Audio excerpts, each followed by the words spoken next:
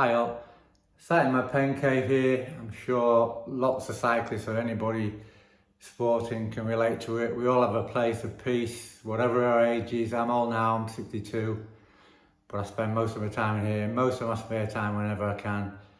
I've got Lance in the corner there for my sins, but at the time he was fabulous when I was cycling, when I first started cycling. I didn't pick up cycling until I was about 40, knees were knackered from football. What am I going to do? Training, was drinking a lot, and as soon as I got a bike at 40, I fell in love with it again. And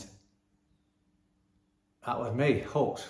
All the sporties here in England, the coast to coast, the jog, the Fred Whitten, the dragon ride, everything. Did all that and club rides, then I got into time trialling. Time trial when I was about 48, doing all time trials up to 12-hour time trials, 25s, 50s, 100s. And 2015, season finished. I'd done a 12-hour time trial the week before. Actually done Ironman UK a few weeks before that. So I was tired, the season was finished, I enjoyed it, it was a fabulous time. Went for a swim at Lincoln, which is not far from Grimsby, about 40 miles. And I'd got the time trial bike in the back. We were going holiday the next day and I thought, oh, I better not in case anything happened. But I couldn't resist it, like we all do when we see our bikes. Jumped on the TT bike, just a 25-mile loop I normally do after I've been for a swim there. Hit from behind, about 60 miles an hour. Poor old chap, obviously didn't mean to do it. Threw him into a field. Anyway, they took me to hospital, seriously damaged. 5 back breaks, a lot of collateral damage, broken chest, most of our ribs, punctured lung, broken leg. But the main damage was at T12L1, which is just below spinal thing, just below your belly button, where it was a very serious injury. I burst that one and damaged my spinal cord badly. Anyway, I'm laying in bed for a couple of months. They sent me to a spinal unit. I've been in there a while. I could actually move my quads a bit by then, so I was thinking, God, come on, hopefully, touch wood. But we had a meeting and they said I would be a complete spinal injury, which would be L3, which is about your knee height, because I had some movement in my quads. All right, bad news. They said I'd probably need an exoskeleton or something like that, but it was positive. I could move something.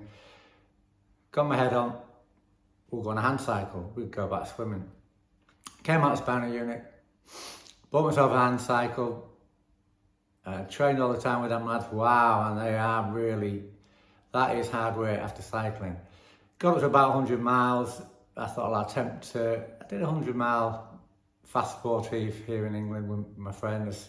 They were all very supportive. All the cycling community around my area, even online, was really supporting me. People who knew me from racing.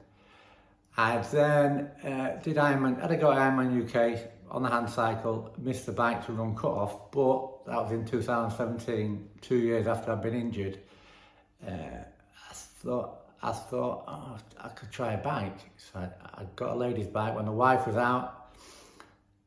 I stepped over it and managed to turn the pedals in, and she caught me around a roundabout. It was quite a funny moment actually.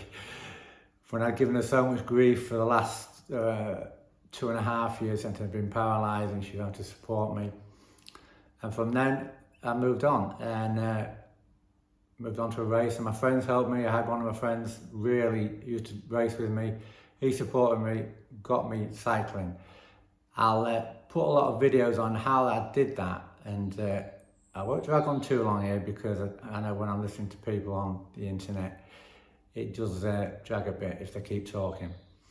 But I'll sort of explain as I'm putting videos on, and if you're interested, you've got an injury, any sort of injury. I mean, I'm paralysed still from the waist down. I can't walk without crutches. I've got about 40% leg function, but I can ride with my friends still. As long as they take it easy, don't push it on a bit. I ride an analogue bike, and I got a Ribble after about 2 years, Ribble SLE. I use that sometimes as well with the lads because I don't have to use massive heart rates, time trial heart rate to ride on a normal bike.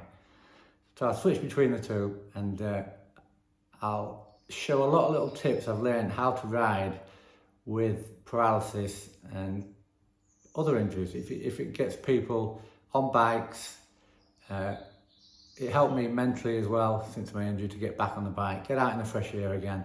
So if I can help anybody out there, just look at the videos. I'll show you a few tips on how you can get back on a bike after a serious injury. I'll leave it there. Thank you. Catch you later.